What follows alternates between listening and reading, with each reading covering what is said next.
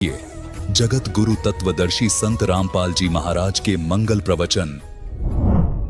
जैसे नागनी होती है, अंडे जब बच्चे निकालती है तो अपने चारों तरफ पूंछ की अपने शरीर की एक वो बना लेती, कुंडली घेरा बना लेती है, उनको फोड़ती है, सबको फोड़ देती है और फिर उन्हीं को खाना शुरू कर देती है, उन्हीं को खाती है। उसके खाते खाते और कोई बच्चा उसकी कुंडली यानी उसके शरीर के घेरे पर के पार हो गया तो वो बच गया, और जय कुंडली में रह गया तो सारा न खावेगी। तो परमात्मा कहते हैं यह एक कुंडली ईब तोड़ी है हमने, ये कुछ समय का समय दिया है, ये 1000 वर्ष चलेगा, ये परमात्मा का यथार्थ ज्ञान पूरे विश्व में चलेगा। और जो इस समय निकल गया, मनुष्य जीवन प्राप्त है, ये ज्ञान प्राप्त कर लिया, सतभक्ति कर ली, वो तो निकल गया।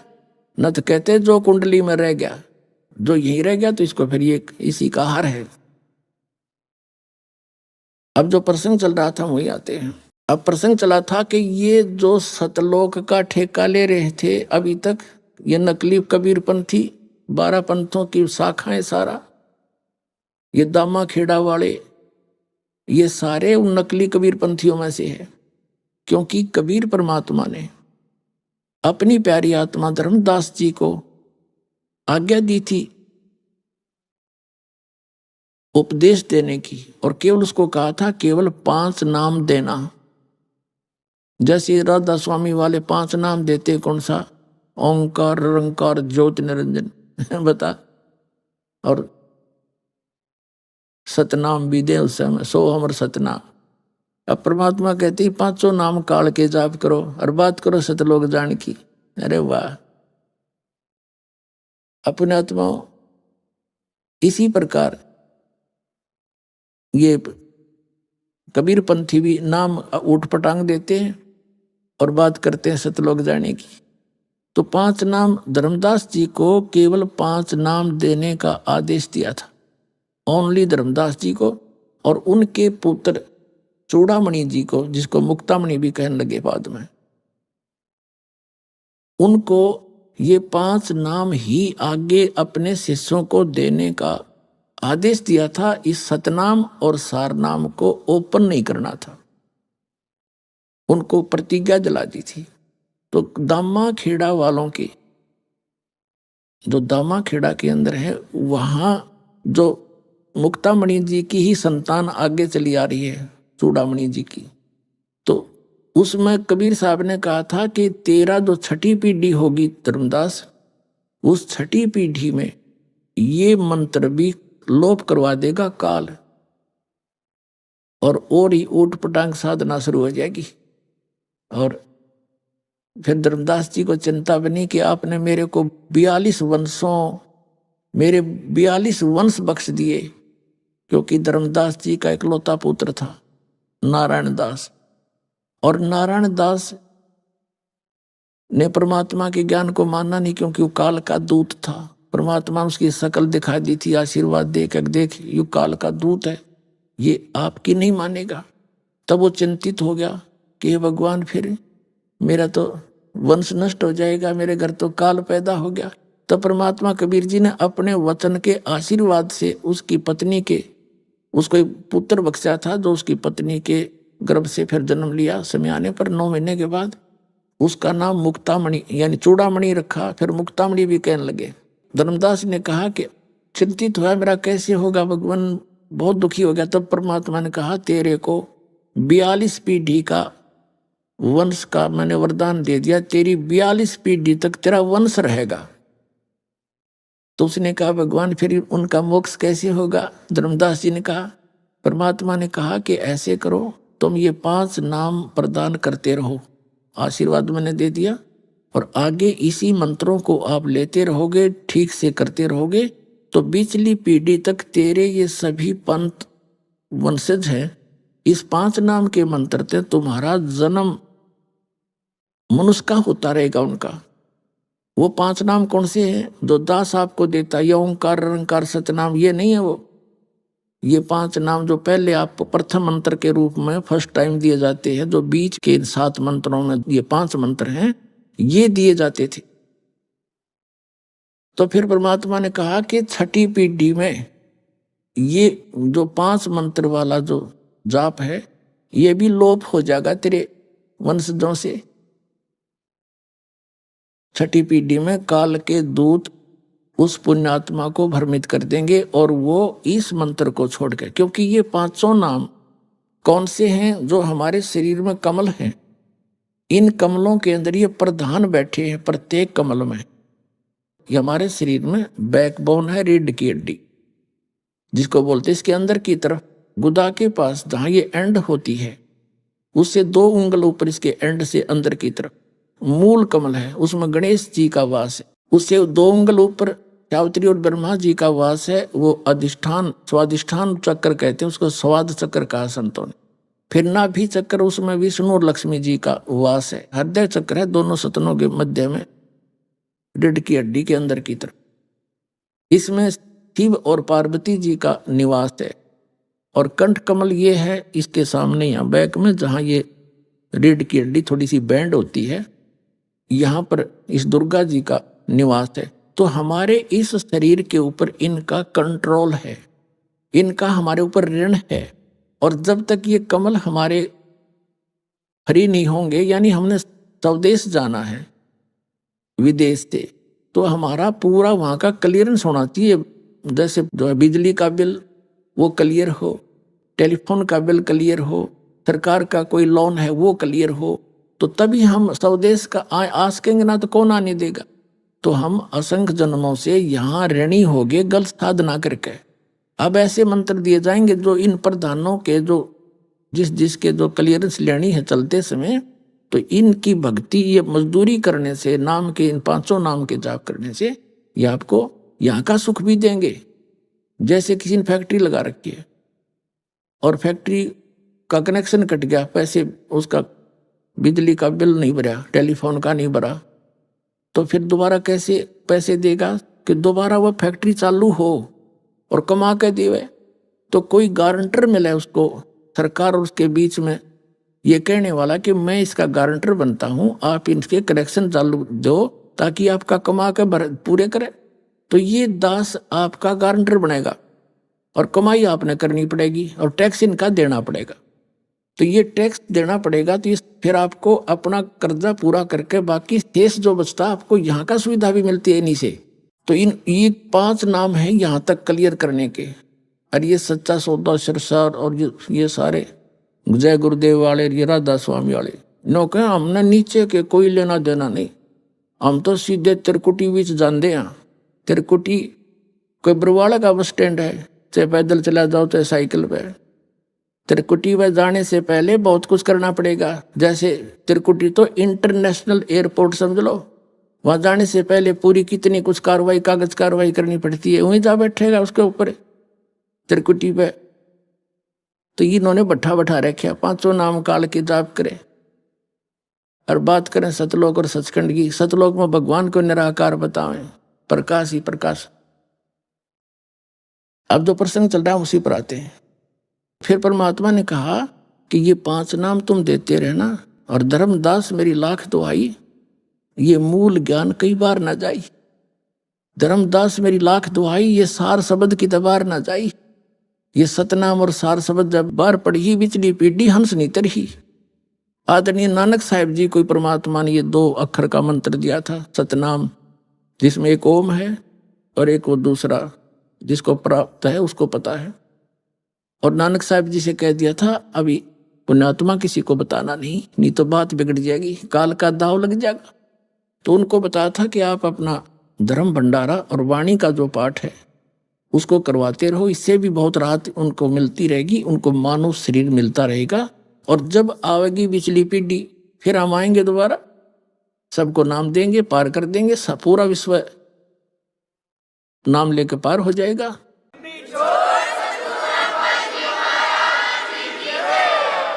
धर्मदास जी से कहा कि तुम ये 5 नाम का जाप दो, और उसके पुत्र को भी कहा बेटा ये 5 नाम का जाप देना, और अपना उत्तराधिकारी बना उसको भी यही 5 नाम ही देने का बताना, आगे दान करे। अब फिर परमात्मा कबीर जी ने कहा कि धर्मदास छठी पीढ़ी में ये मंत्र 5 भी समाप्त हो जाएंगे। वो कैसे समाप्त? फिर धर्मदास जी चिंतित हो गए क्यों घनी नरमात्मा थी उनकी, वैश्य कुल में जन्म था, टोटे नफे ने लाभ हानि को तुरंत कैलकुलेट कर लिया करता, बहुत चिंतित हो जाता, टेंशन ले ली, बुरा मुंह कर लिया, हे भगवान ने फिर मेरे वंशज कैसे पार होंगे, इन्हों पेट पकड़ कर बैठ गया, मेरे बच्चे कैसे पार होंगे, आपने 42 वंश का मुझे वरदान दे दिया, मेरे 42 वंश तो होंगे लेकिन फिर भक्ति नहीं मिली, उनको पार नहीं होंगे तो उन वंश का क्या बनेगा। बहुत चिंतित हो गए।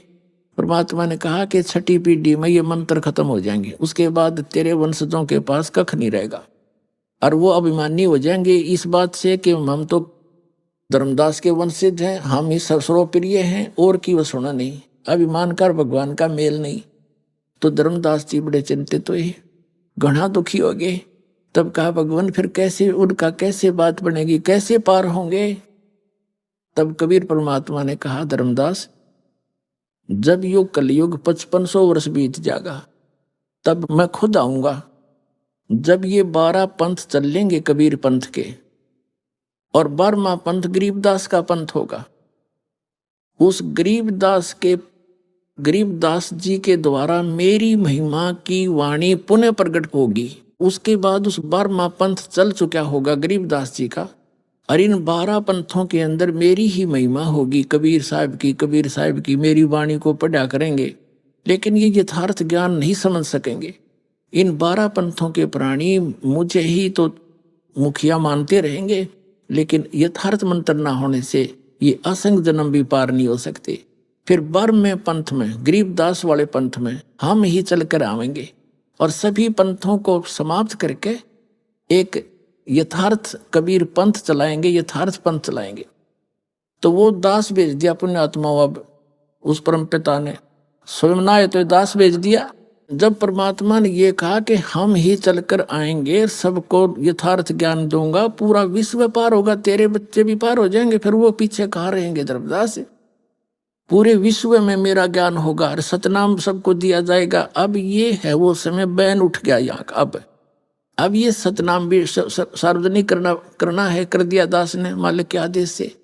आदरणीय नानक साहिब जी को भी परमात्मा मिले थे, अभी बताएंगे सारी कहानी, और उनको सचखंड लेकर गए थे, वापस छोड़ा था, तब उन्होंने आंखों देखा, हाल परमात्मा का बताया था, और वो स्वयं इस 2 अक्षर के मंत्र सतनाम का जाप किया करते थे, लेकिन उन्होंने आगे परमात्मा के आदेश से किसी भी अपने सिख समाज को ये मंत्र नहीं दिया, क्योंकि ये मंत्र सार्वजनिक हो जाता।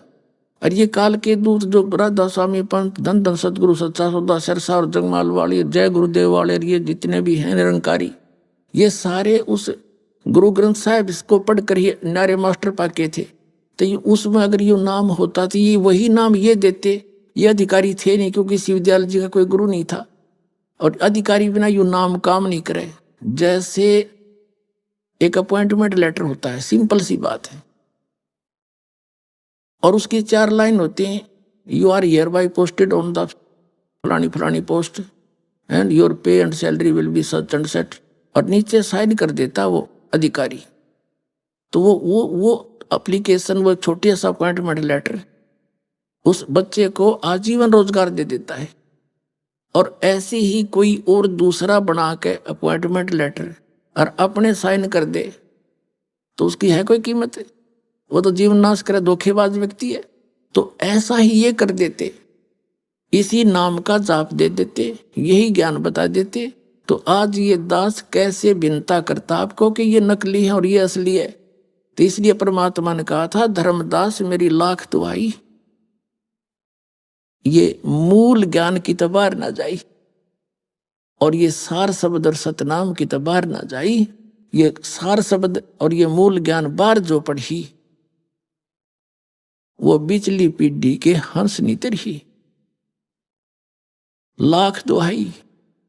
तो परमात्मा ने जिनको ये मंत्र दिया, उन महापुरुषों को, उनसे ये प्रतिज्ञा करा ली थी कि तुम जाप करो, पर अब इसको सार्वजनिक ना करना, नहीं तो बात बिगड़ जाएगी। तो अब जो प्रसंग चला है, आदरणीय धर्मदास साहिब जी को परमात्मा सचखंड लेकर गए।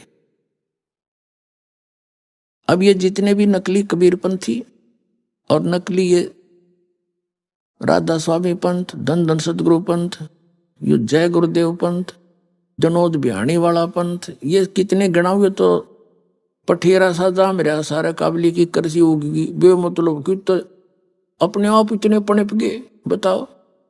और इसे बुद्धिमान व्यक्ति वहां फंसे बैठे हुए, इधर ध्यान ना दिया उन्होंने, क्योंकि किसी ने डिफरेंशिएट ही करके नहीं दिखाया कि यू गलत सर यो ठीक है। तो उन महापुरुषों को परमात्मा सतलोक लेकर गए और उनको फिर वापस छोड़ा अपने गवाह बना के, अपने गवाह बना के वापस छोड़ा। तो आदरणीय धर्मदास साहिब जी को जब परमात्मा सचखंड लेकर गए, अपने आत्मा नकलियों का अब पता चलेगा, क्योंकि जो राधा स्वामी पंथ में, जय गुरुदेव पंथ में, सच्चा सौदा सिरसा वाले के पंथ में या निरकारी पंथ में जो भी हैं, वो उनके ज्ञान से तो खूब परिचित हैं, उनके मंत्रों से भी परिचित हैं।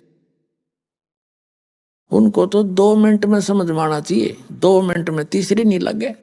और जो यथार्थ ज्ञान है ये दास बता रहा है, सामने प्रमाणित कर रहा है कि ये गलत साधना है, ये सच्ची साधना ये है।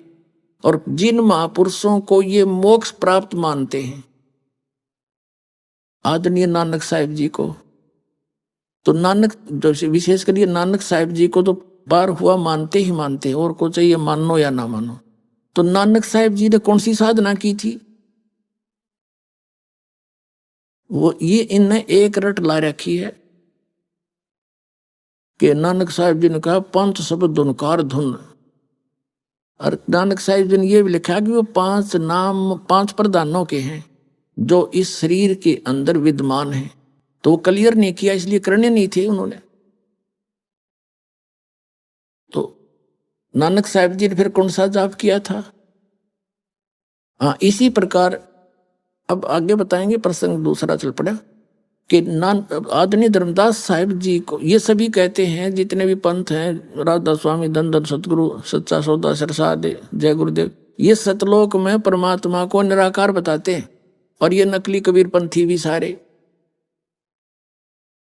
कि वहां केवल एक चेतन प्रकाश है, और आत्मा जो मुक्त हो जाती है वो परमात्मा में ऐसे मिल जाती है जैसे बूंद समंदर में, यानी उनका एक लय हो जाता है, और वहां कोई अलग अस्तित्व नहीं है।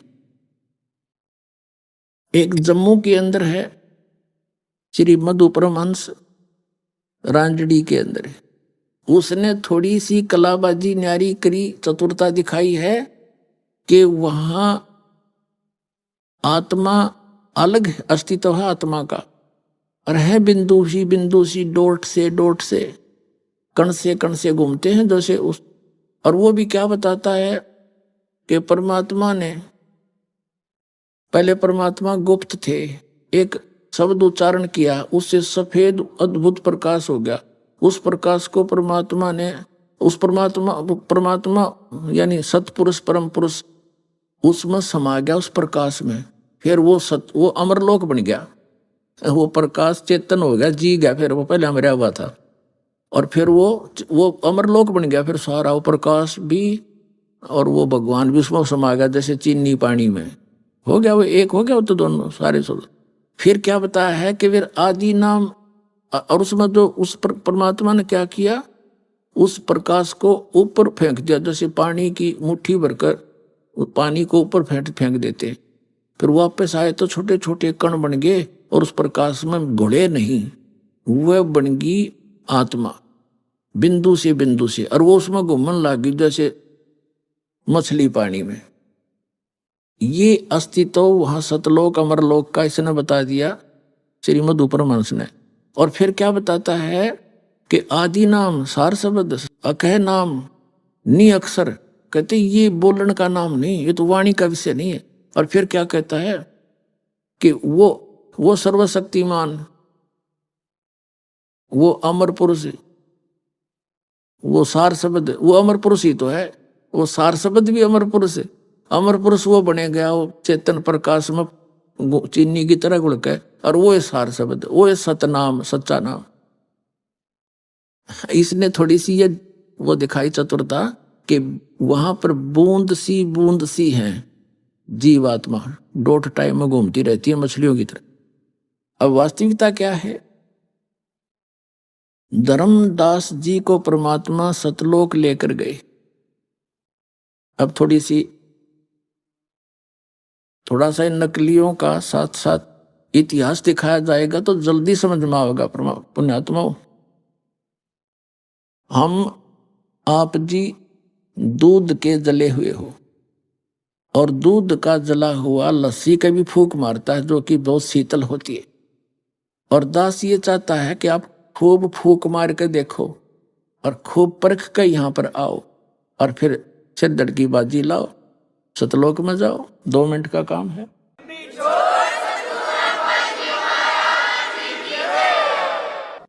अब एक है ये मधु परमहंस जो जम्मू के अंदर कबीर पंथी कहलाता है। इसने बड़ा तहलका मचा रखा था, हल्ला मचा रखा था कि मेरे पास जो ज्ञान है इस ब्रह्मांड में नहीं, जो वस्तु मेरे पास, और औरों को यो भक्ति का चोर बतावा था। अब देखो इसने कैसा ज्ञान दिया है, कैसा जाना है परमात्मा को, थोड़ा सी झलक दिखाएंगे।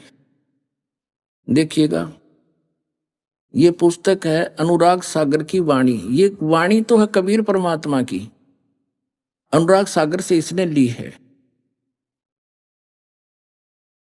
और अनुवाद किया है श्री मधु परमहंस जी ने।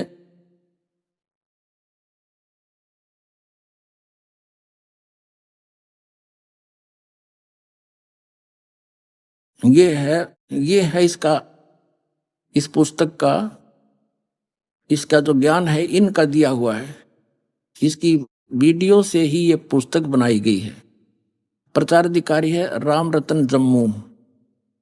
ये कहाँ से छपा है? मुद्रक है दीपावली प्रिंटर्स, सोडल रोड, प्रीत नगर, जालंधर से। इसके 22 पृष्ठ पर ले चलते हैं आपको।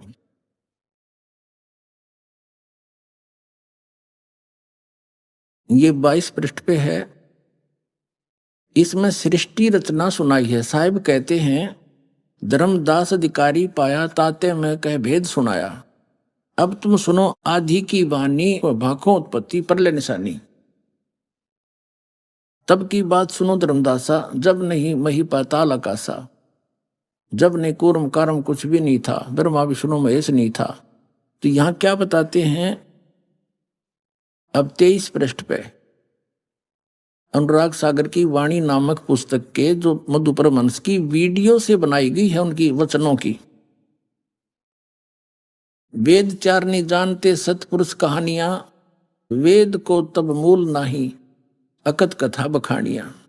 अब ये वाणी तो कबीर परमात्मा की, अनुवाद करने चले श्री मधु परमहंस जी।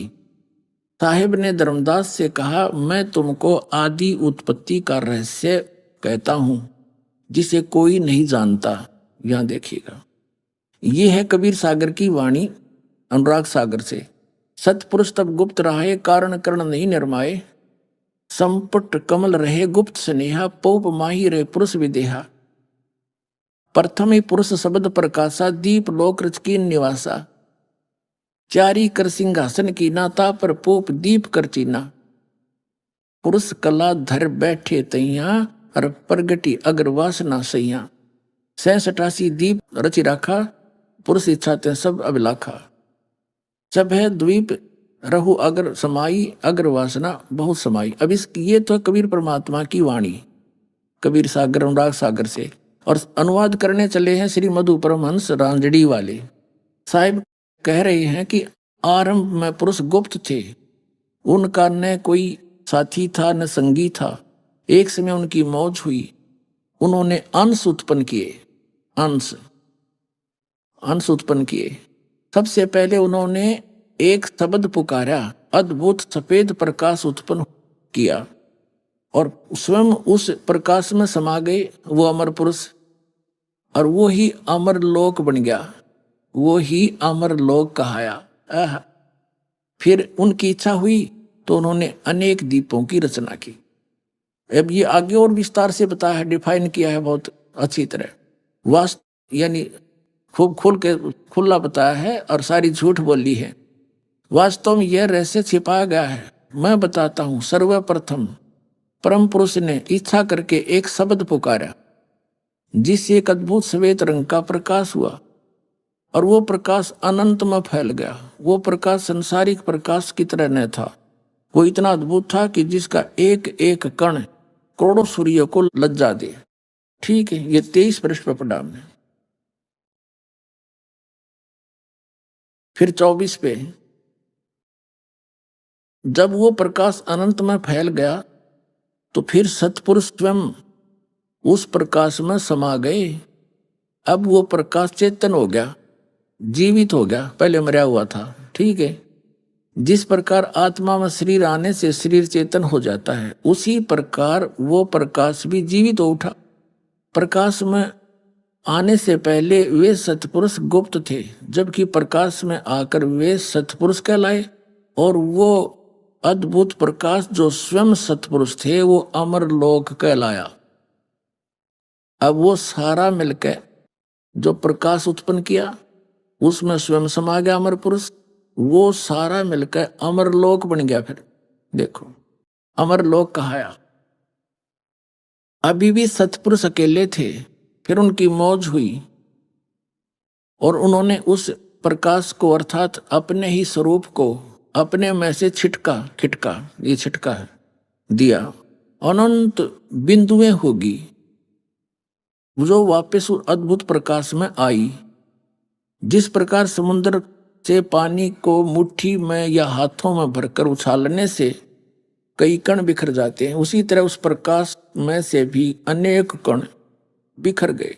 लेकिन जिस प्रकार समुद्र की बूंदें पुनः समुद्र में गिर समुद्र का ही रूप हो जाती हैं, उसी तरह वे अनंत कण भी वापस उस अद्भुत प्रकाश में आए। लेकिन अचरज यह था कि वे बिंदुएं जब वापस प्रकाश में आई तो प्रकाश में नहीं हुई, उसमें मिली नहीं, क्योंकि सतपुरुष ने इच्छा की कि इनका अपना अलग अस्तित्व ही रह जाए, तो वे ही जीव कहलाए। वह बिंदु सी बूंद सी वो जीव बन गए।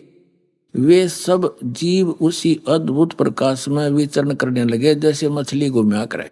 अब देखो, आत्माओं का इस प्रकार अलग अस्तित्व के साथ विचरण करना बड़े अचरज की बात थी, क्योंकि समुद्र की बूंदों का समुद्र में अपना अलग अस्तित्व नहीं रहता। जिस प्रकार पानी में मछली घूमती रहती है, उसी तरह सभी जीव उस प्रकाश में घूमने लगे। यह देख परम पुरुष बड़े खुश हुए और उन आत्माओं को बहुत प्यार करने लगे। बहुत समय ऐसे बीत गया, सभी जीव उस अद्भुत प्रकाश में विचरण करते हुए परम आनंद लूट रहे थे। फिर आगे और रचना बता दी। अब ये तो इसने कुल मिलाकर ये सिद्ध कर दिया कि सतलोक में एक चेतन प्रकाश है। जैसे पहले प्रकाश शब्द से प्रकाश उत्पन्न करा, फिर उसमें भगवान समा गए, वो चेतन हो गया, है प्रकाश ही उसमें, और उसको ऊपर ने उछाल दिया तो उसकी बूंद सी बन गई और वो आत्मा बनकर उसमें घूमने लगी डॉट डॉट में। वो ऐसी स्थिति है सतलोक की। फिर इसने सार शब्द के बारे में जानकारी दी है, देखिएगा। ये श्री मधु परमहंस जी की एक और पुस्तक है, ये इसी के वचनों का संग्रह है। कति डुट्टो कॉपी है इसके वीडियो की। अब देखना, इसकी उंगली देखो, न्योंकि मेरे बराबर कोई विश्व में संत नहीं। और पाखंडियों से बचो, सत भक्ति को समझो। अब देखेंगे पाखंडी यू है कोई और है। अब देखो, तेरा गजब भैया। नाम अमृत सागर, या पुस्तक का नाम है अमरधाम के सम्राट, अमरधाम के सम्राट सतगुरु मधु परमहंस जी। अमरधाम का न कह का भी ना पता, सम्राट का। ये देखो, नाम अमृत सागर, संत सम्राट सदगुरु मधु परमहंस जी। देखो कितनी बड़ी उपमाला रखी कति तत्व ज्ञानहीन प्राणी के। प्रचारक है, प्रचार अधिकारी राम रतन जम्मू, प्रकाशक ये संत आश्रम रांजड़ी, ये फलाना फलाना जम्मू। और ये मुद्रक सरताज प्रिंटिंग प्रेस जालंधर शहर। अब इसके आपको 86 पृष्ठ पे ले चलते हैं।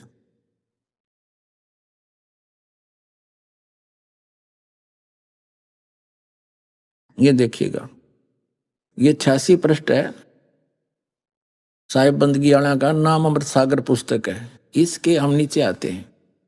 ये कबीर साहब की वाणी है, ये समझ नहीं सका, इसने कोरा अज्ञान बना दिया। सार शब्द सर्व से न्यारा, भेद न पावे कोई, और 4 वेद में ब्रह्मा बोले आदि नाम ना पाई। उन 4 वेदों में वो नाम है ही नहीं, इसलिए इनके पास वो अक्षर ज्ञान में नहीं है, वो अलग से परमात्मा ने बताया है।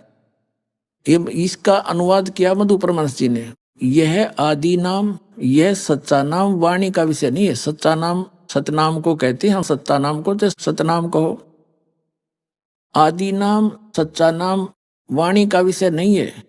यह 52 अक्षरों से परे विधेय नाम है। अब आदि नाम, सतनाम, सच्चा नाम और विधेय नाम, ये एक बता रहा है ना, सही। आगे देखो, अब 87 पर देखिएगा। इस पे इसने अनुवाद किया परमात्मा की वाणी का, शब्द शब्द सब कोई कहे, वह तो शब्द विधेय और जिह्वा पर आवे, निरख पर कर ले। अभी आपने सुने संत रामपाल जी महाराज के मंगल प्रवचन।